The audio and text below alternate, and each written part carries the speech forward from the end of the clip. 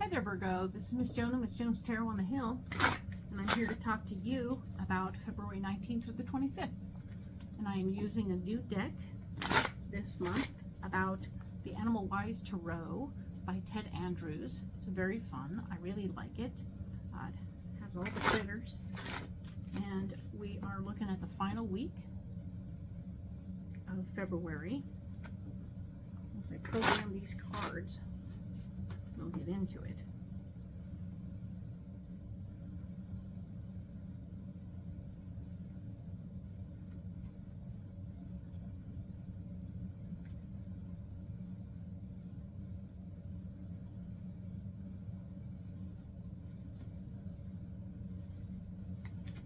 All right, so let's lay out some more cards. Let's see where we get to.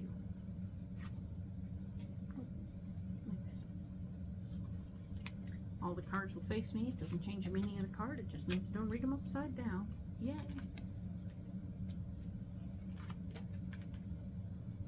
So, let's look at what we have here. Alrighty. So, interesting.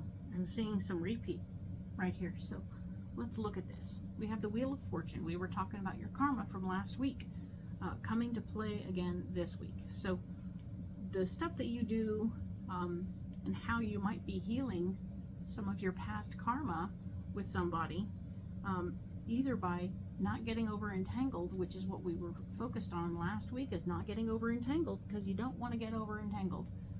You might be doing someone else's a disservice or repeating an old pattern, which isn't necessarily a good thing. We want to move forward and not do the same old thing and expect a different result. All right, so the Lover's card is here in support of this Wheel of Fortune, and it's the Bee, which is fertility and spiritual choice.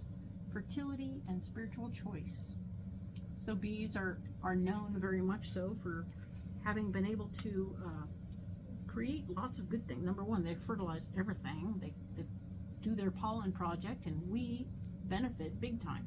And that's important to know and understand, that it's representing the lovers, right? It's representing when things come together and create new things, and that's good stuff.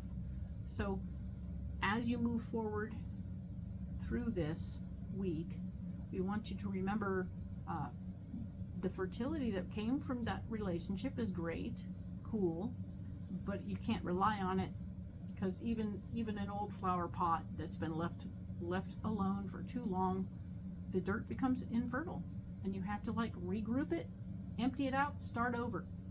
And that's kind of where we're at with this particular relationship. It's gone infertile, but we also want to know that it's a choice you're making to focus on something new. It doesn't mean you're absolutely throwing this person out, although the Eight of Cups is here saying that you are releasing something, some attachment to this person. And maybe it's a cord-cutting ceremony you'll need to do for yourself, where you release that person from yourself. Don't be afraid of doing that. Go into a meditation, call their little selves in front of you and see all the cords between you, and then cut them all. And heal them all with love. Okay, heal them all with pink, beautiful light and love. And heal yourself too, so that you can be free. And it's okay. Everything's going to be fine. Okay? That's called growing up and being responsible. Self-responsible. The Devil is here again. It's also in the form of the Raven. The Raven, which is shape-shifting, the light in the dark, right? Shape-shifting light in the dark. And we want you to think about that for a minute and realize that there's potential for you to self-sabotage and to fall in to all of these things that are happening right here with this person, and like go, you know what? I don't care what I know. I don't care what's come from this. I don't care where I've been. I don't care what our past history is. I would just want to do it again. I want to ride the ride again. Let's do it. So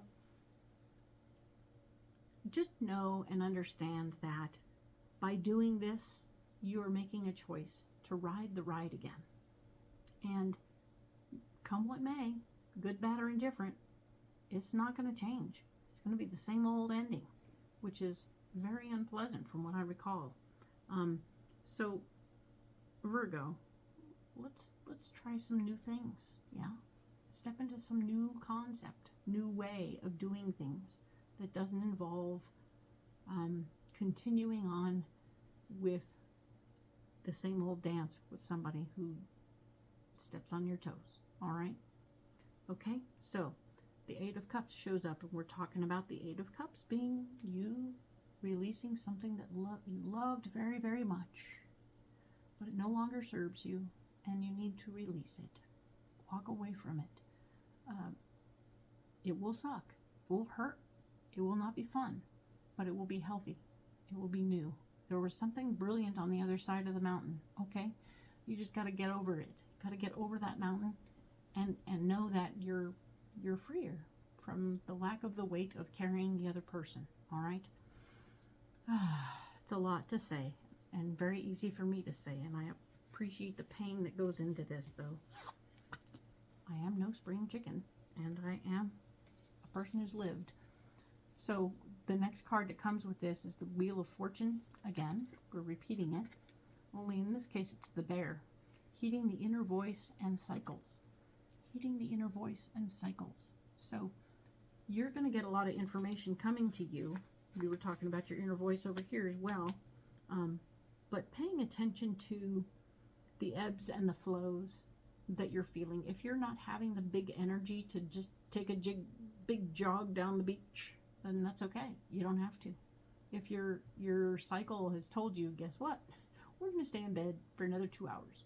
Then do it.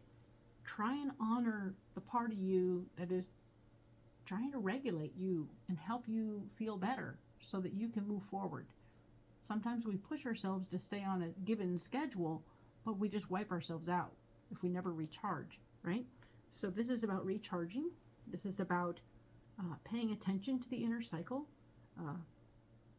noticing the patterns in this situation, I think is what I'm getting right now. And really allowing yourself to feel whatever you need to feel about that. Because the feelings may be what's needing to be expressed. So, yay. I'm sorry. The Page of Swords is here, the Crow. Unexpected magic and energy.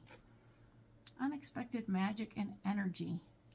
I really enjoy the fact that you, Virgo, have had little gifts.